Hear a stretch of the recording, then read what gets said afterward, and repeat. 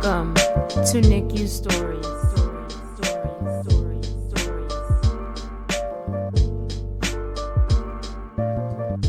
Hey, my NICU Story followers. Welcome back for another episode of NICU Stories. Today, we have a special guest, Rhonda McCalla. How are you? Good. Welcome to NICU Stories. So I'm so excited for you to share your story with us. Please tell us about your NICU warrior.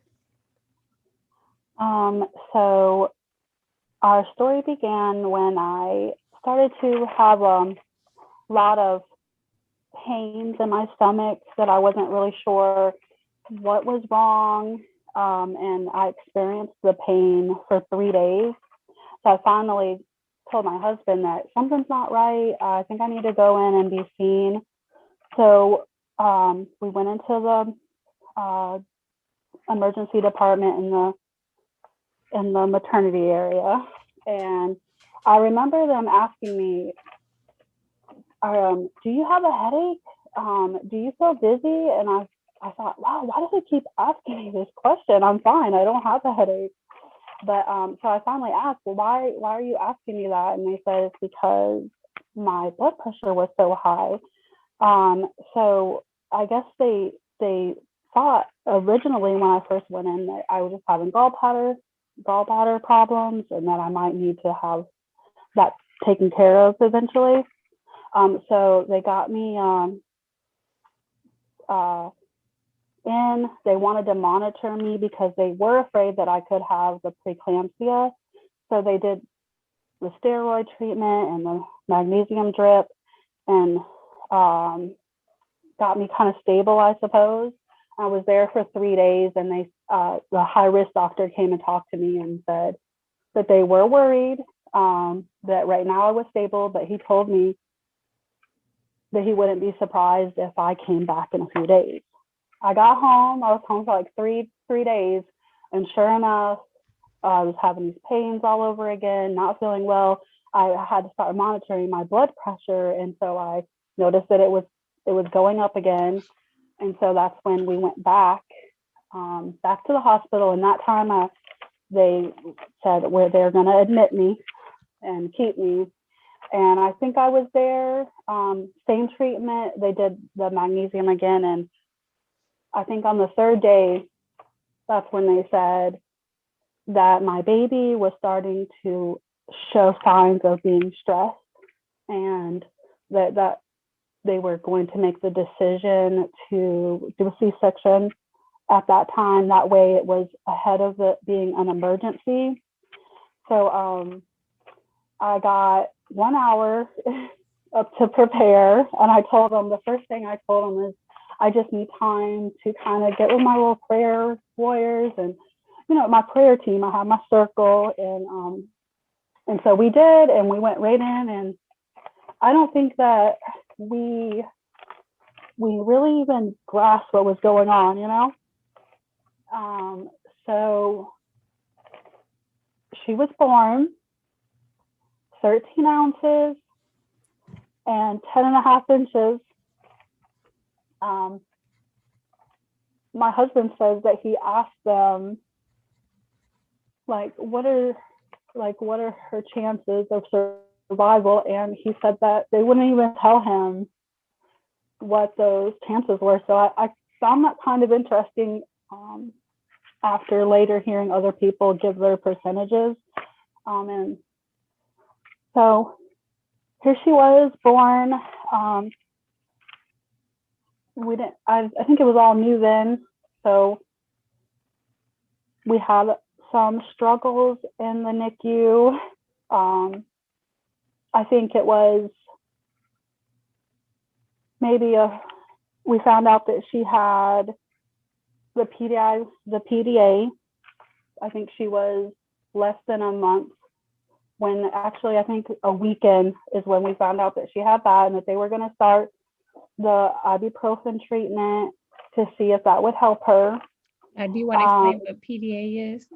Yes, PDA is it is a valve or a flap that stays open while the baby is in the uterus, and it allows the blood to flow through the lungs because they don't need them while they're in the uterus. And when the babies are born full term, that flap closes naturally. But since she was born at 24 weeks and 2 days, that wasn't closed. And it was causing a problem for her to be able to keep her oxygen saturations or that up. So they told me that sometimes that can be treated very easily with ibuprofen or Tylenol treatment. So they started that for her, and the first run didn't work. The second run didn't work, and before they tried to do the third one, she ended up getting pneumonia. Oof. Yeah, it was hard, definitely hard. I remember the day I found out that she had pneumonia, I was in there and I experienced our first very low DSAT, where they go down into the 30s, and all the nurses and everyone on hand comes in to help assist in that. So we got that we figured out that that's what was going on, and they started to help her and treat her for that. And once we did get past that, they had to change her ventilator for her because she was struggling. She was so small and young with this pneumonia.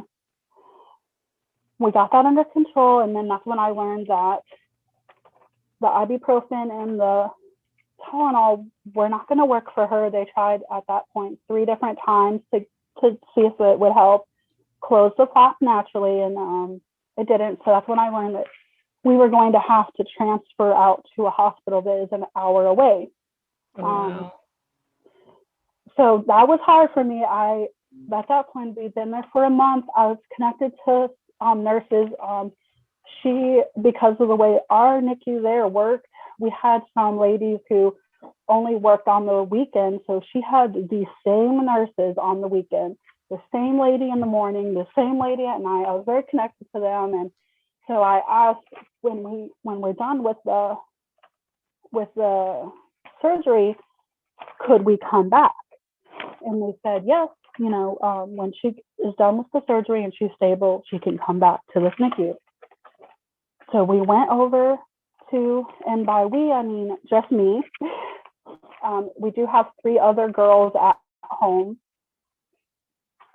And so only I could come. My husband had to stay and keep the babies, the other kids, safe. And also when we were in the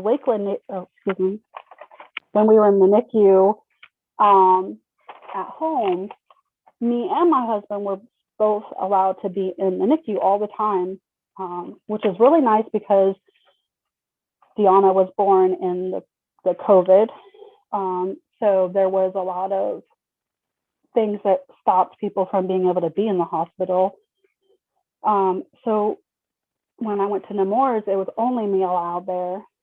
He wasn't allowed to come, except for the day of her surgery. So the day of her surgery, he was able to come, and she did well. They were able to go in there and fix it, and we were really struggling before then with her being able to develop. I remember trying to make this decision on whether we were going to go forward with the surgery, which of course we were going to go forward with it, but we really struggled with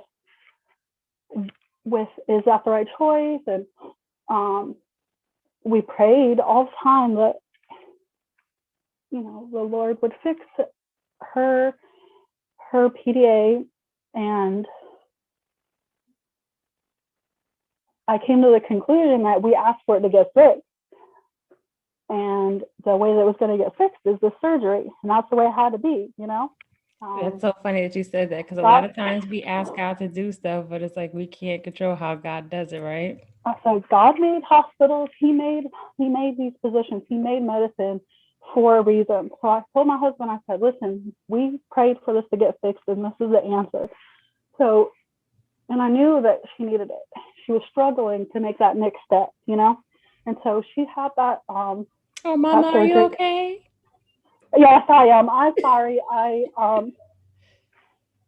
I am good. We are so well. So, anyways, I know sometimes it's really hard to relive that experience because it was so traumatic for us. So I definitely identify. I want to just send you a virtual hug right now, and it's okay. And you're so brave for telling your story because you know what? At the end of the day, you guys got through it, and you're yes, on we the other did. side of it. And it's like now you're able to share what you experienced to encourage other moms. I know you guys can't see her, but Mama is crying, and I just want to give her a really Well, big hug. I definitely want to be strong, especially for these mamas who are in the NICU. It's not an easy thing, but it's okay.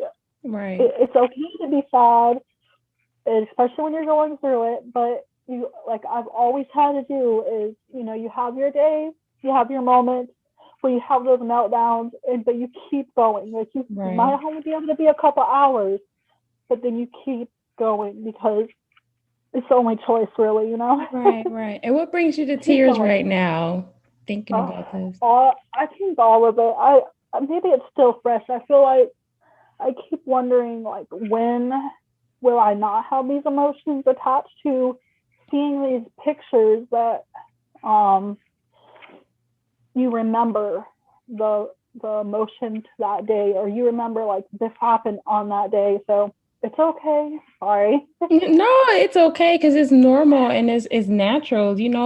I don't think what I love about, and well, not even what I love, but what I'm discovering as I'm going through this journey with NICU stories and in the podcast and just NICU stories as a whole, because we actually started out on Facebook.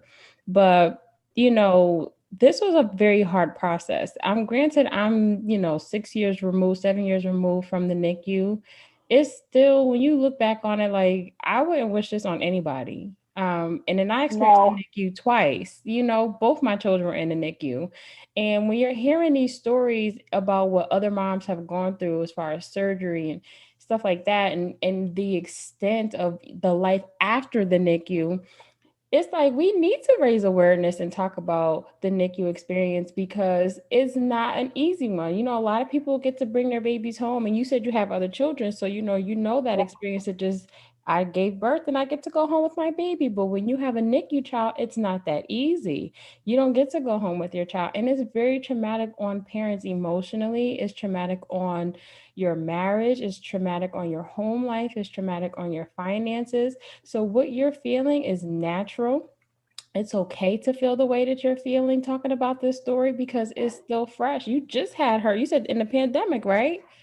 Yeah. Yeah. Yeah. So now the question I have, because this was raising awareness for me, how we need to be more vocal about therapy or counselors being a part of our care team, which isn't common because it wasn't offered for me. And had I had it offered to me, it probably would have triggered, not trigger, but sound the alarm when I was dealing with depression and I didn't know it, or sound the alarm when I was dealing with NICU PTSD and I didn't know it.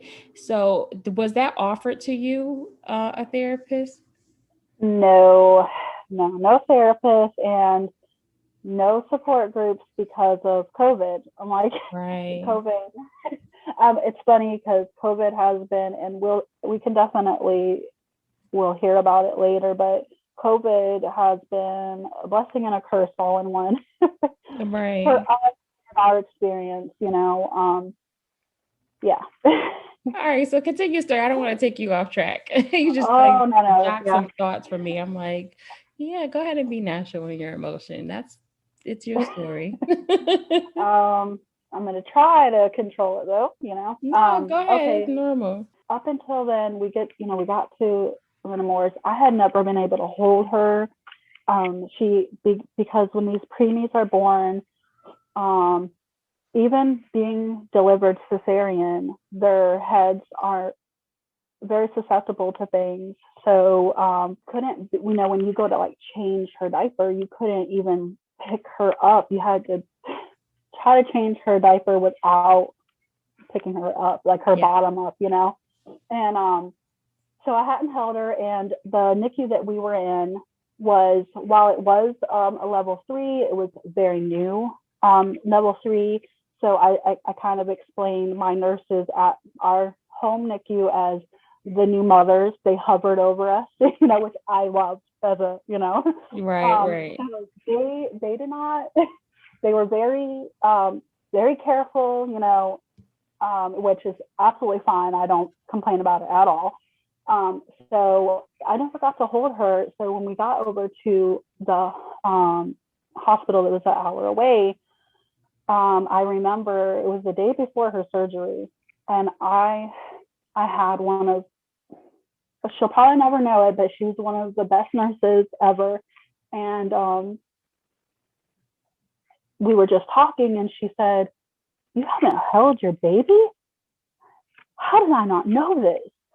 And she goes, "Oh, we're going to do something about that right now." And I mean, 15, 20 minutes later, here I was, respiratory therapist there, her, and they're doing it. Like, I'm holding this baby.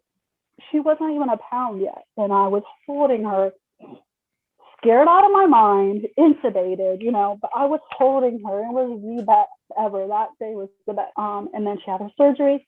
And I knew we were going to be making the next steps that we needed. She was going to be able to continue to develop and grow and succeed from there, because we just weren't being able to make that next step before. So she, they expected her to take at least 5 days before she would be ready for transport. She was ready in 3. However, because of insurance problems, it's like we were having a hard time getting them to authorize for us to go back. It was like they authorized for us to go, but they weren't authorizing the transportation. So it took Like, us a how else is while, she a supposed couple to of get days. there? It took us a couple of days, and finally, this hospital, this wonderful hospital, I love them so much. They said, "We'll pay for the transportation." So they said that they would pay for our transportation, and the day that we got to come home was actually a really special day, because our oldest it was her birthday that day, and we didn't know if me and Deanna were going to be, you know, in our hometown for her birthday. So it was a pretty big day for us. I'll never forget the day that she got to come back to Lakeland. But she came back, and we started to see these changes with her being able to wean. She actually was a naughty girl, and extubated herself. Oh, And no and I, way. yes, oh my gosh, this Yep, baby. they Let me do tell you it. what, she was small, but she was Strong. very feisty. I remember the day that she got to come off. I remember her NICU nurse, which I told you she had her when she came back to Lakeland. These nurses who had been on her care were like, "We want her. You put us on her care." So she got to have the same two ladies on the weekend. And the lady came in, and she told the doctor, the nurse, she said, "Listen, either we're going to have to sedate her a little bit, because sometimes that's what they do. They have to give them a little bit of sedation when they're really feisty to help them not to extubate themselves, Right, or right. we're just going to have to, you know, see what she does on the next step, because she doesn't like this." And I remember her being so feisty and kicked herself so hard that she moved herself up the bed. We were like doing a hands-on, and we're like, "Whoa!" Like, so she ended up extubating herself, and they said, "Okay, well, we're gonna see how she does." So I don't think she was ready on that day, but it was the very next few days that we're like, "Okay, we're gonna see how she does." She got to make the next step to CPAP, which is where you don't have the breathing tube anymore, and then you get to have assistance still with a ventilator, Mm-hmm. for them to do the next level of weaning. She moved forward, but we did learn that with her eye exam, she had an eye exam right before she left Nemours, and I learned that she had ROP. ROP, retinopathy of prematurity. Mm.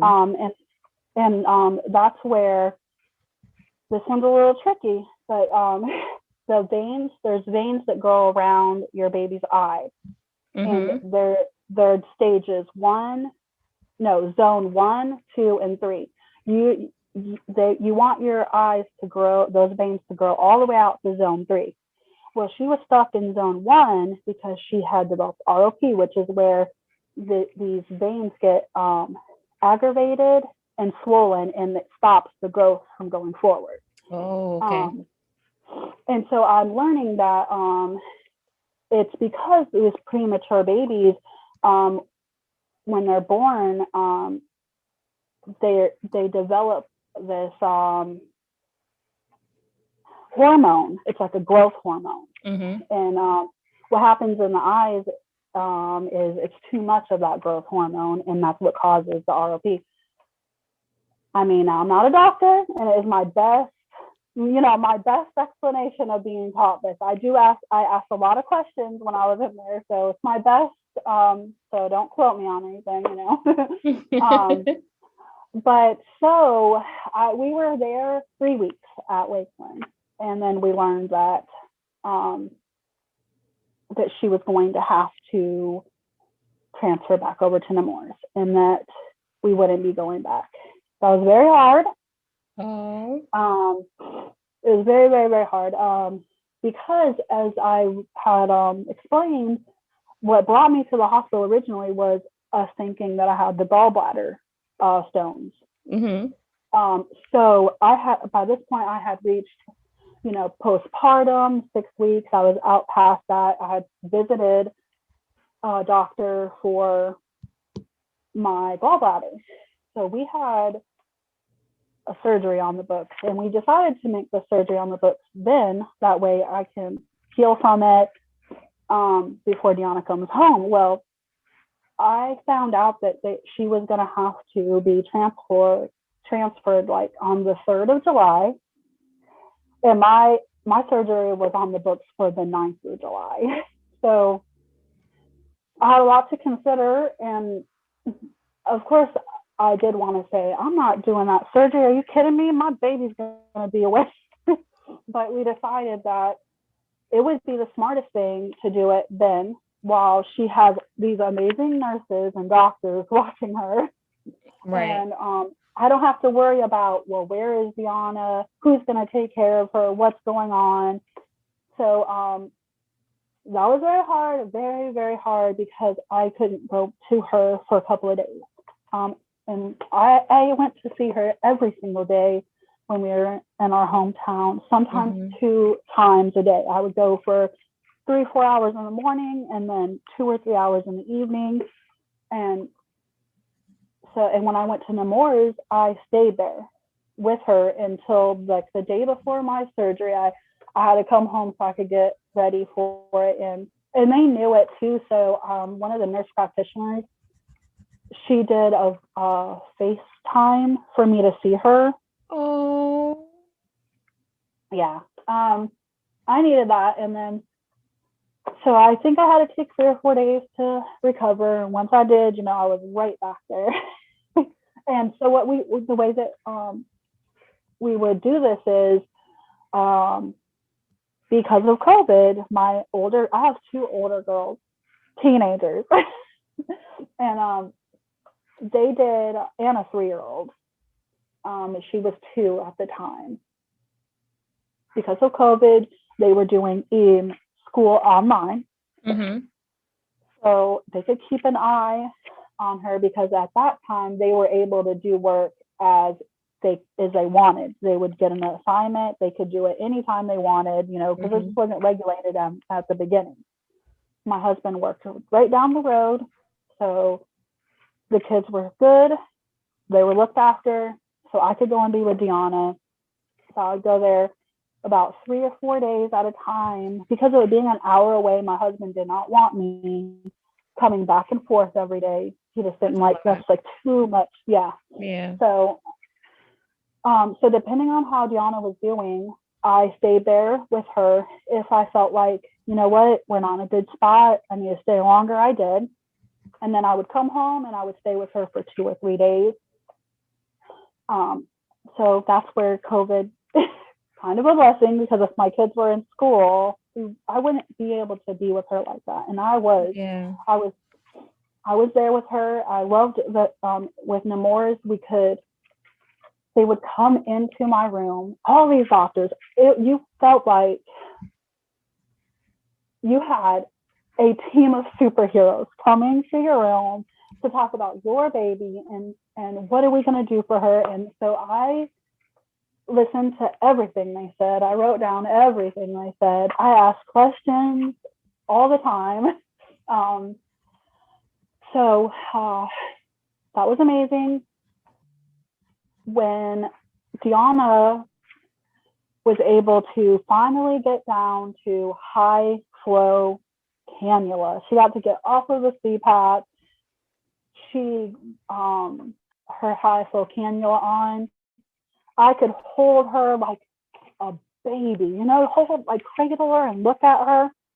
It was amazing. But we had a ROP eye doctor's appointment, and Deanna had reached the point with her ROP where they considered it necessary to do a procedure, because it's very sensitive. The thing that makes it where it's time to have a surgery or procedure is when they hit what they call stage 3. So there's zones, but there's stages, and it's 0 to, I believe it's 4. But once you hit stage 3, you could risk what they call retina detachment.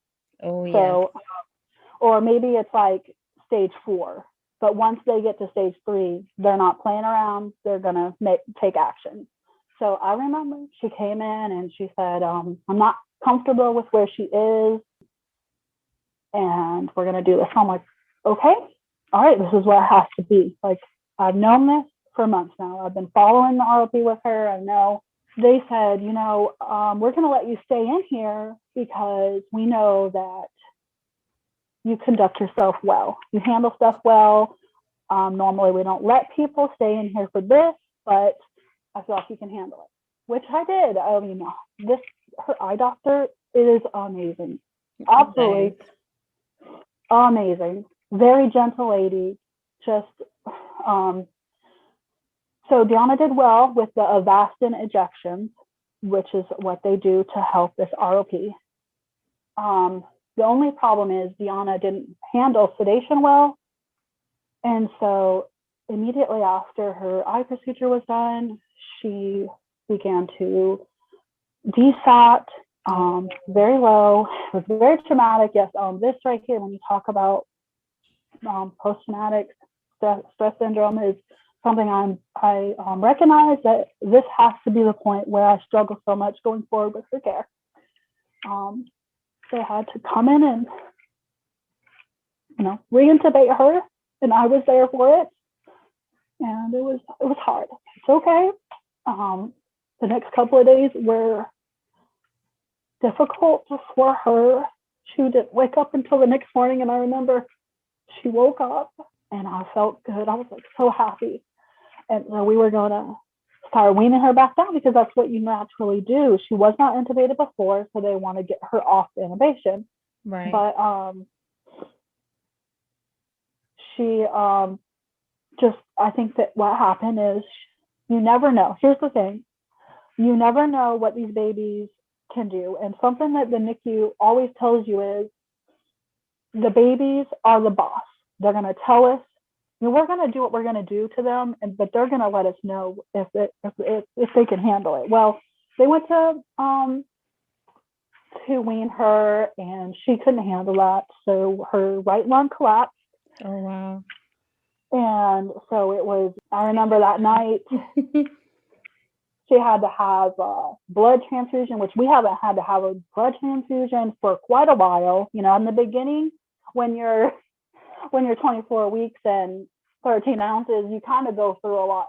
A lot of these micro-preemies go through those procedures of the blood transfusions and all that, but we hadn't had that in a long time. So then it was almost like I feel like we're doing it all over again, like all the things that we did when she was this little itty bitty, when she was still small. But she got that. We had us a long run. It's back and forth of them trying to decide, is she ready to wean or not? And so finally we had a doctor come on who, again, she knows it because I tell her all the time that um, she means so much to me and Deanna, because Deanna had to go, she specializes in this special ventilator that basically helps tell the doctors what Deanna needs and what Deanna is ready for, rather than going, you know what, let's see what she does if we drop her settings to this. They're able to look at how she's doing and make these changes and see how she's responding to them and know right away whether she's, so it was almost like Deanna was telling them when she's ready to wean. Right. Changed the whole with the NAVA. We were able to, it took us a month to get her, she didn't fuss at all. But with that intubation, she was a whole different child. A whole different child. She was She very didn't like feisty. it. She got herself extubated twice. Both times I was there. That little stinker. Some talks that we could possibly need a trach and stuff like that. I was like, whoa, I'm not ready for that. I guess she had what they call, well, I'll have to do the name, like the nickname that they call it, because I don't know how to pronounce the medical one, but Malaysia, which is where she has a floppy airway, is what, and the doctor said that's something that with time, as she grows and gets longer, can correct itself. Right. But I tell you what, after we got off the ventilator, she just started to grow, and it just became, she got to almost be, we're just monitoring her for her to grow. She just started to grow, to wean. Done that with Yana. Exactly. Such an amazing story, and it's okay that you were emotional. It's part of the journey. I'm still working on it. Okay, It's okay. It's okay. And I'm grateful just to hear that she's still thriving. Even though she may have to do a G-tube, she's still thriving. I have a few moms that I've spoken to where their babies are in G-tubes and they're a little older, but they're still doing well. This is just a part of her journey. This is her story. The beautiful thing I like about the NICU community is that there's a community within itself when you have other parents who are experiencing exactly what you're experiencing to help you get through it, because they're on the other side of it. So even though you're at the beginning, there's still, other parents that can definitely, you could just connect with them to be able to get through that process. Well, I have to say, Rhonda, thank you so much for sharing your story with us. Such a beautiful journey, and thank you for just shedding light on what NICU moms had to go through in the pandemic, especially. And I think you definitely brought up some highlights on how the pandemic affected the NICU experience. Plus, was also the blessings of it. It wasn't all completely bad. Concerning your children. So I'm happy about that. But I just really appreciate you taking the time to share our story. Don't worry about the emotions. It's natural. And I'm glad that you were comfortable enough. Some people are it's so traumatic that they really can't talk about it and aren't ready. But I'm grateful that even though it was emotional and it's very hard, that you were okay with sharing with us. And I really do value that the most, because it's not always easy to share this story. And none of us will wish this on any parent or want to go through it again. So once again, I just thank you so much. Is there any encouraging words you want to give to some NICU moms or NICU dads? Don't be afraid to reach out to other people, especially ones that have been there. And I like to also find um, parents who are going through our specific struggle. It helps. Don't be afraid to ask questions, and it's okay to have those days where you're sad, you don't know what to do. Take that time to feel those feels, and then, bring it all back together and push forward. That way you can continue to learn where you're at and make these decisions and just be positive. And it's hard to go through that, so, but if you don't feel bad if you have a hard day, because they come. So take your moment. Exactly. Take your moment. Now, Also, don't. I mhm. was going to say also, something that's hard about being in a NICU is you kind of having that sterile, unhomey feel sometimes. Don't. Mhm. I didn't know this while I was in the NICU, but when we did get admitted, I learned that you could ask for an oxygen extension so that you could kind of get around and feel a little more homey with your baby, and Oh, just yeah. cuddle with them. And so I'm like, don't be afraid to ask for that extension so that you can go and just kind of be with your baby more Right. if that's available at your hospital. I know that Right, right. some things are different. So and if it's something that you like, journaling is amazing. Yep. Um, and maybe it can help you too for you later on to go back. Some people, sometimes so much happens that you might not even remember that happened or something. So that might help as well. So Thank you. And are you on social media? Are you sharing her journey on social media, or is there anything uh, you're doing that people can follow you and follow your story? yes, it's very new because it has taken me a while to feel like I can share anything. I wasn't ready, but yes, on Instagram, Mama of D. So Mama underscore of underscore D, like DEE, because that's what we call her, D. Oh, okay. Um, All right. Well, thank you once again, and I truly appreciate you sharing with us. And I thank you to all our NICU Story followers and listeners. Thank you for tuning in today, and stay posted on our next episode. You can follow NICU Stories on NICU.stories on Instagram, and you can follow us on NICU Stories on Facebook. And if you would like to be a guest on my show, NICU Stories, definitely reach out to me on admin@NICUstories.com. Thanks for tuning in. Love you guys.